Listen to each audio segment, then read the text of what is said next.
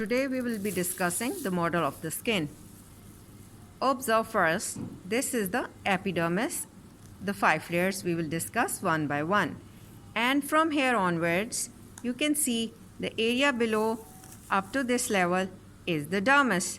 And another area just below the dermis is called as hypodermis or subcuticle layer, right? Sometimes it is a part of your skin, may or may not be. Now concentrate individually. Now see the epidermis. It has got 5 layers. The number 1 from the basal region, first layer is stratum basale. It consists of simple cuboidal cells or low columnar. Then you can see a purple area having the stratum spinosum consisting of polygonal shaped cells, right? It is the most wider layer. Then you can see another blue colored layer. This is the stratum granulosum, right? And now comes the 4th layer, this yellow one. This is the stratum lucidum, the translucent layer. Then concentrate on the topmost or superficial layer. 5th one is the stratum corneum. And I can show you it from the superior aspect, that how the stratified squamous epithelium looks like filled with the keratin. And you can see the hair shafts, right? So many hairs are coming out through your skin. Now concentrate individually that these 5 layers, the stratum basale, the stratum spinosum, the stratum granulosum, and lucidum and corneum, what they carry? They carry various type of skin cells, the keratinocytes, and they also carry the melanocytes, and they carry the Langerhans cells, which are also a type of macrophages, and the Merkel cells, right? And the highly mitotic activity you will observe in this basal layer, right? So that is why this layer is also called as stratum germinatum. What else you see? This is the epidermis, or showing various layers, and we collectively call it as epithelium, right? The epithelium of the skin, you should know the stratified squamous but keratinized, right? So we should learn that the cells in the lowermost region will be having the nucleus in them and all the organelles, and later on there will be degradation of the nucleus and the organelles, that finally we hardly see any nuclei or any organelle in the topmost layers, right? And after the epidermis, concentrate the area below, which is called as the dermis. What it has? You should know that its upper portion is called as papillary layer.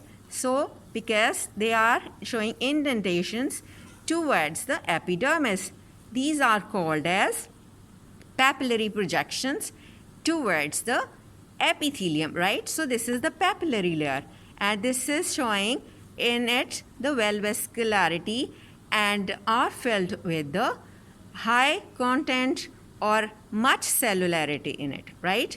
Having loose connective tissue. And the lower part of the dermis, or the 2nd layer, is called as reticular layer, and it would be showing the deep-seated parts of this hair shaft, and you can see the sweat glands, which is simple coiled tubular, and the whole part of this is the hair shaft and the associated sebaceous glands. And what else you see? You can see the erector pili muscle, which is a smooth muscle being attached from its one side towards the root of your hair shaft. And you know what? Whenever there is sympathetic stimulation, you get goosebumps due to the contraction of this smooth muscle called as erector pili.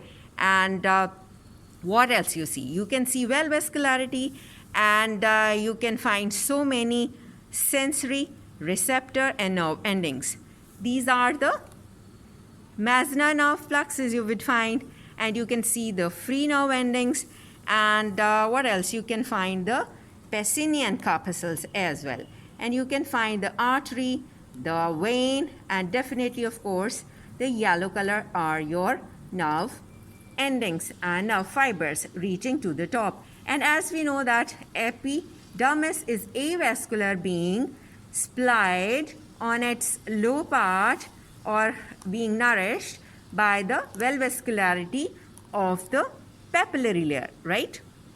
And what else? You see here that after the completion of this dermis that carries all these structures, you find the subcuticle layer, which consists of predominantly the adipose tissue. No doubt blood vessels could be there. Why we consider this as a part of a skin? Because it has to lodge or it has to hold the underlying deep fascia, and of course later on give a grip to the muscles. So we have learned so far about various layers and the various cells lying over there, and we have found the papillary layer of the dermis and the reticular layer of the dermis that contains dense irregular connective tissue well laden with the fibers, and of course various glands are there: the sebaceous gland, the sweat gland, the root of the hair shaft. So let's discuss a little bit about the hair shaft, right?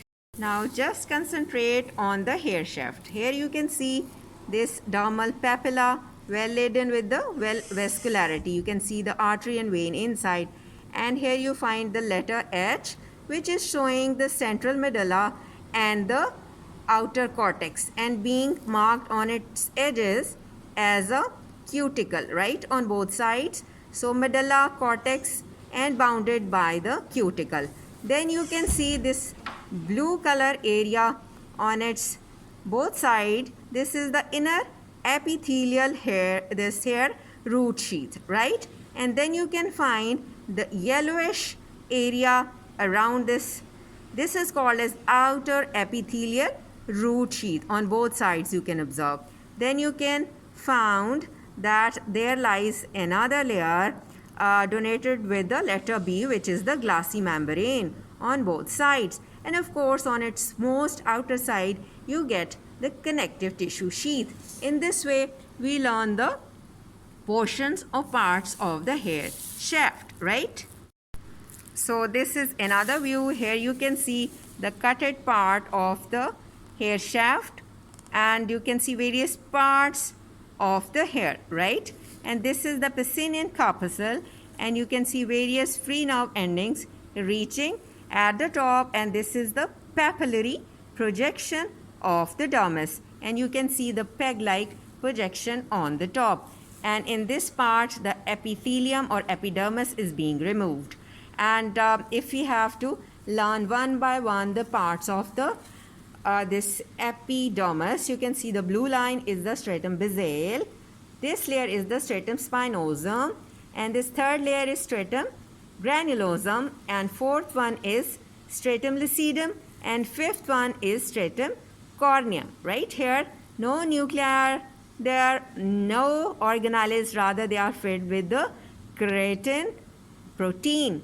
And of course when we see the cells filled at the lower region with that of the abundantly ribosomes, because they are supposed to produce the keratin protein and concerned with it. Here is another model that will be also showing the epidermis, various layers, 5 layers, and this is the dermis consisting of its papillary layer and all the reticular layer, and below you find the subcut layer, subcutaneous layer or hypodermis. And again you can find the hair shaft, the erector pili associated with it, and the sebaceous glands, the sweat glands, which are simple coatubular gland and reaching through the skin pore, and you can find so many hairs over the top, right? And vascularity is very much obvious in the papillary layer, and free nerve endings you can find and at some places, and you can find the Meissner nerve endings also there, and Pacinian corpuscle is also being shown here. And let me tell you about the details of the cells. Here you can see the first stratum, basal. It consists of, you can see the simple cuboidal epithelium up to here, or low columnar. What type of cells it can be having? We say that keratinocytes are lying over there, and they are showing the continuous mitotic activity throughout the life, right? And what else? They are well laden with the ribosomes and rough endoplasmic reticulum, because they have to produce the keratin later on for almost the top layer, right? And are having the desmosomes in between for the junctional complexes. Now you can see that we have to learn various transformation in the shape of the keratinocytes that consist of the cuboidal epithelium here, then they become polygonal, and finally they have to become the squamous shape, right? So not only the change in the shape or transformation occurs, but also inner organelles and nuclei are also gonna face the degradation and being replaced by the keratin in the top cuticle layer, right? The corneum one.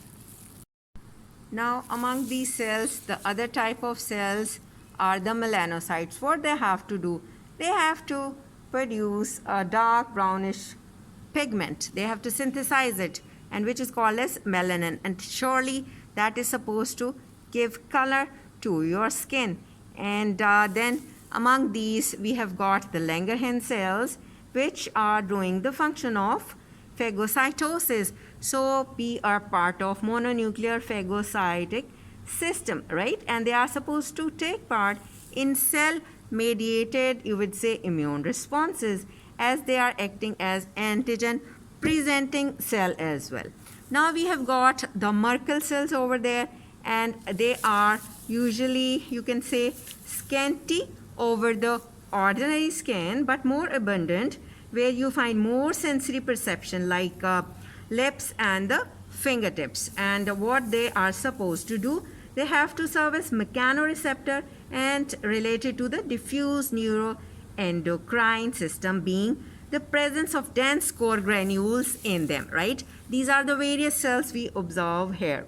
And after that, just remember the name of the layers and the name of the cells over it, and then the dermis and all its contents, and the hypodermis. Thank you very much.